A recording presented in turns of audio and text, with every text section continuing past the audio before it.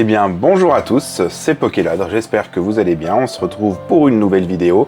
Alors vidéo un petit peu spéciale qui change des ouvertures de d'habitude, c'est la première fois que je parle un petit peu on va dire en face cam comme ça. En temps en temps vous verrez j'aurai des regards en dehors de la caméra parce que je suis sur Pokécardex en même temps. Dans cette vidéo je voulais vous parler du phénomène 151, je pense que vous avez vu ce qui s'est passé, l'explosion des prix même si là on a un petit peu redescendu, ce qui est normal c'est de la stabilisation de marché.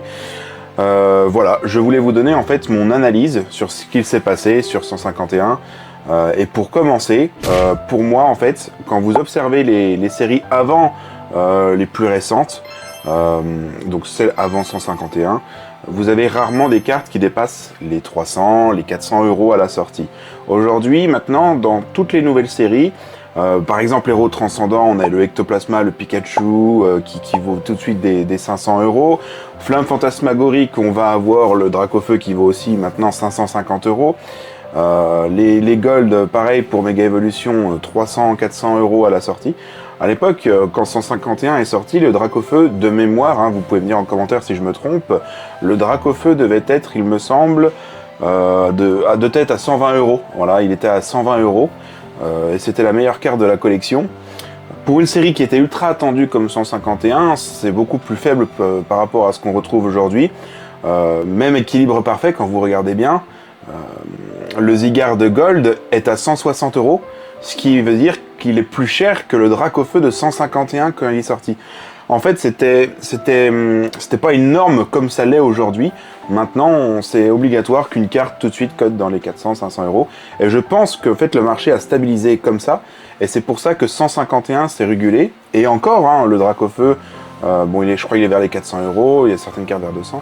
Et encore, on est dans le milieu de ce qu'on aurait aujourd'hui. Imaginez 151 sortirait aujourd'hui. Je pense que les prix, ça défriserait la chronique. Ce serait tout simplement exponentiel, enfin ça ferait que de monter et ce serait juste énorme à la sortie. Et pour moi ça c'est vraiment la première raison. Une autre des raisons, pourquoi 151 a augmenté en prix, ça je pense qu'on était un peu tous au courant de ça, hein, quand 151 sorti, on savait que plus tard ça allait prendre en valeur. C'est les 151 premiers Pokémon. Beaucoup de fans attendaient cette série.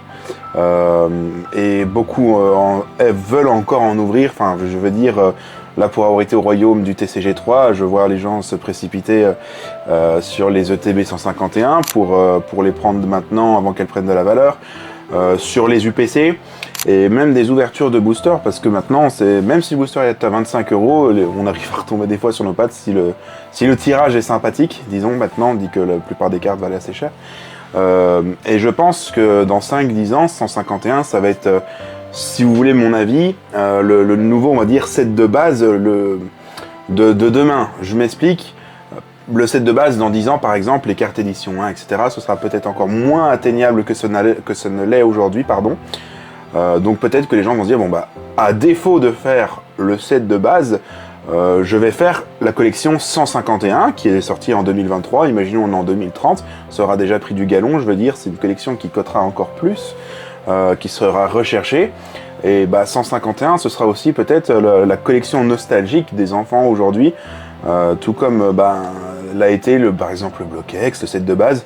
Si ça vaut aussi cher, c'est parce que des collectionneurs collectionnaient tout simplement ça quand ils étaient jeunes, peut-être qu'ils l'ont vendu, peut-être qu'ils l'ont gardé.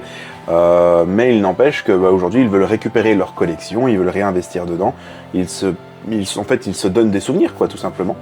Et voilà ce qui pourrait expliquer un petit peu la hausse de 151. Voilà, c'était une vidéo pas très longue, je voulais simplement expliquer un petit peu ce petit phénomène 151 et en même temps faire un petit point sur ma chaîne. Donc je vais vous parler un petit peu de ce qu'on va faire maintenant sur ma chaîne.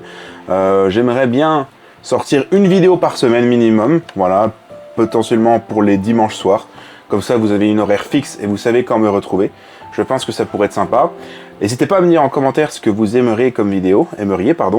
J'ai déjà eu des commentaires pour me dire que les retours de gradation, ça vous plaisait. Donc j'adorais déjà renvoyer des cartes. Mais un petit peu d'ouverture de One Piece. Ma copine aimant beaucoup One Piece. En tout cas, elle s'y met de plus en plus. Elle regarde l'animé et d'ailleurs moi avec elle aussi.